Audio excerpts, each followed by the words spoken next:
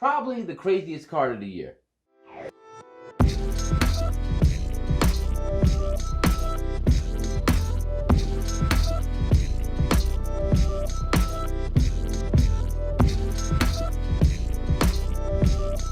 Hey, what's up, fight nerds? This is your boy Gershon. I'm going to welcome you to Enter the Nerd. Today, we talk about UFC 259 that just passed this Saturday. It was a stacked card. Could be the most stacked card, especially the main event. Probably for all of 2021. We can probably just project that. But who knows? Who knows what we're going to get later on. But today, we're going to talk about the main card. I think that had the most talked about fights, obviously. There was some sleepers on the prelims, definitely some things that, like, there were just tons of finishes on the prelims. We might get into that, but I want to focus on the main card. So without further ado, let's get right into that. The first fight of the main card would be Thiago Santos versus Alexander Rakic. This had the makings for just a fight full of fireworks. Two seemingly bruisers, what it looks like. Santos usually pretty aggressive. Rakic will push the action. He's been a little tentative of late because he's coming off of a win against Anthony Smith, and then before that, I know he lost to Volkan Ozdemir. He beat Jimmy Manuwa by knockout. So he could knock you out, but he could be a little tentative, and he was tentative in this fight too. Not necessarily like he wasn't moving back, but he kind of was point fighting in this, which led him to decision victory. Now Santos tried to explode a little bit, but it was like when he got pieced up, it was like he didn't really want to push as hard as he could. And it's funny, you look at Rakic, you see his legs, you see how he looks, you would think he would just be blasting like kicks and blasting really hard shots, but it wasn't really like that. And I get for the general fan, it's like, oh God, like this is boring. And I get it, it's not the most exciting fight, but Rakic does what he has to do to win. And I think he's just trying to secure his spot to make sure that he gets to the championship fight, because he doesn't want to just miss that opportunity and stuff like that, right? Unfortunately for Santos, this is his third loss in a row. It's this loss, the previous one to Teixeira, and then to Jones. The last win he had was against the current champion, Jan, which is probably giving him a lot of like hope, because he just wants to fight him again. He's like, I know I can beat him, but unfortunately, it didn't happen. So I don't know what's waiting next for him.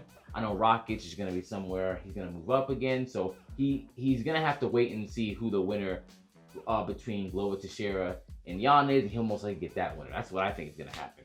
So yeah, that's really it for that fight, the first fight of the main card. Now next in the lightweight division would be Drew Dober and Islam Makhachev. So very interesting because Drew Dober and Islam Makhachev are definitely the opposite. So obviously, Makhachev is going to go for the wrestling. You know where he's coming from.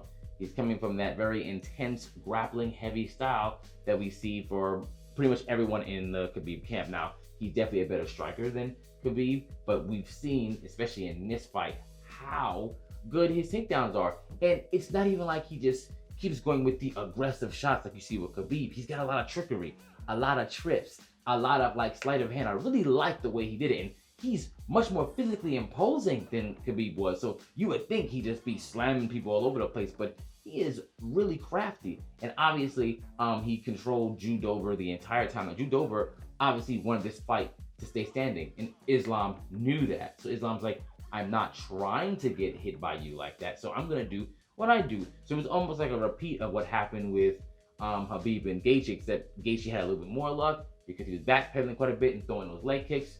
But yeah, it didn't happen. And Dober definitely was looking for the knockout because he's got like a knockout very recently. I think it was against Alex Hernandez. That was the person who he knocked out. Like, oh no, Hapskarot.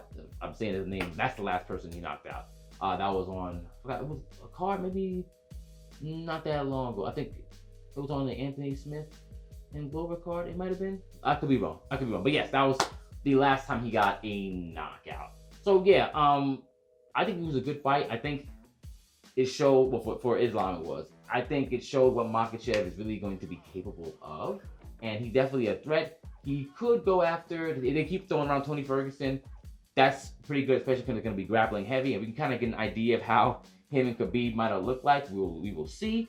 Oliveira is too far up there, so we'll see. Drew Dober was a good test for his stand-up, but I need to see someone who's going to at least give him a challenge with the grappling. Let's see if there's anyone that could do that. We don't know yet. Okay, the first of the 3 championship fights. That'd be Peter Yan and Aljamain Sterling in the bantamweight division for men. So obviously there was a lot of controversy surrounding this, but let's just get right into it. Aljamain had a very good plan going into this. We can see it in the first round. He was mixing it up. Punches, leg kicks, going back up high, leg kicks. And then he would try to go for a takedown every now and then. And he was a bigger, stronger guy, but I think he underestimated how good Peter Yan's takedown defense was. But the way he was mixing it up was excellent, excellent, excellent. Just constantly staying in his face. That was great because Peter Yan wasn't expecting that. He wasn't. You can see him. He's like, what's going on here? But Aljamain did not have the pop behind something. I mean, in the first round he had it, but Peter Yan was like, I'm taking these punches, so I'm going to wait, because the longer the fight goes on, we knew that was going to favor Peter Yan. We knew that was going to be case. So we knew it. But eventually, after he kind of like wasted, because I know he was trying to do a lot of takedowns, and he was giving Yan his back on purpose because he wanted to kind of get in a position where he could get Yan on the ground and then reverse the position, because he was very confident in his ground ability. The problem is he wasn't using his energy correctly.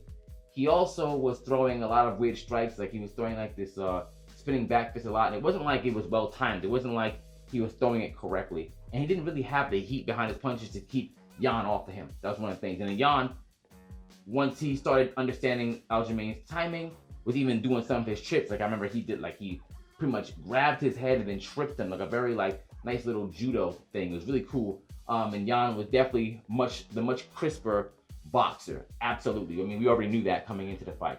And then obviously Aljamain in the first round, and I'll say second round Yan, third round Yan, and obviously we saw what happened in the fourth. That was the illegal knee shot while Aljamain was down. And obviously it was a mix-up between what was going on in the corner, even though I'm thinking Yan should know the rules. Like, you know, if a person's down, you're not supposed to be throwing a knee. His fighter instincts might have taken over. Whatever. Aljamain could not continue because he got hit. People want to say whatever they want about it. It is what it is. For me, personally, I believe that no one should be able to win a championship off of that.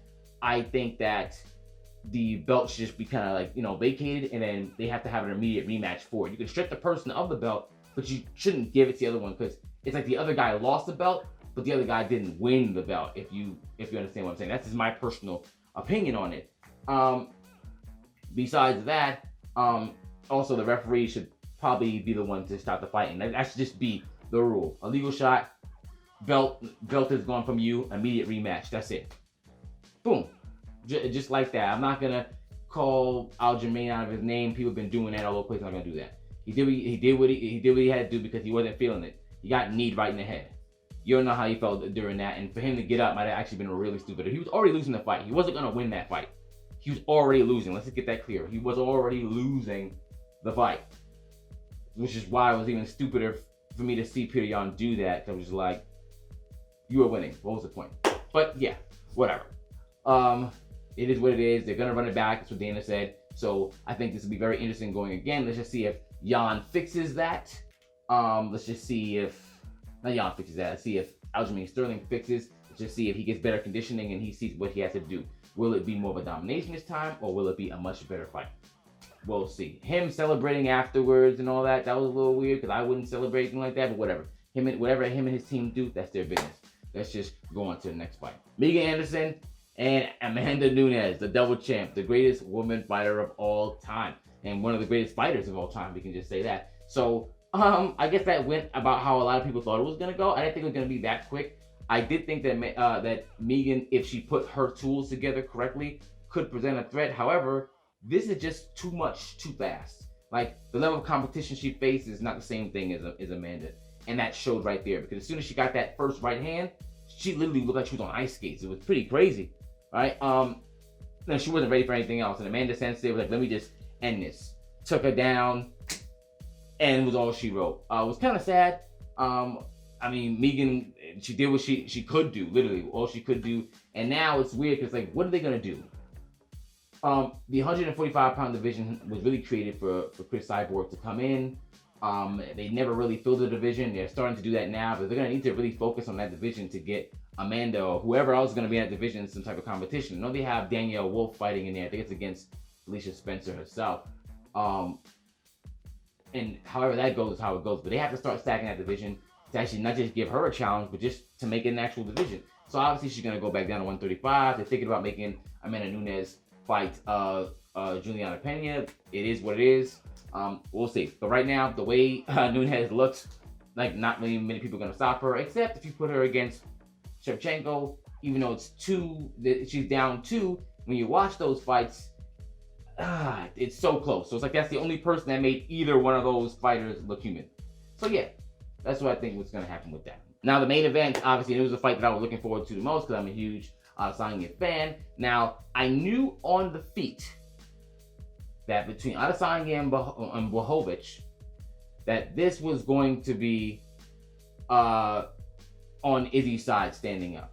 Now, the size differential obviously plays a part, especially in grappling exchanges, and just overall weight behind strikes. But if you're not there to get hit by it, it doesn't really matter. So I will say that standing up, the control factor was definitely in Izzy's favor. You can see it. He was less tired of the two. He was definitely, according to the numbers, he was definitely landing more strikes standing up. Now, obviously, he felt something from Jan because he played a little tentative, but he was still going in and doing what he had to do.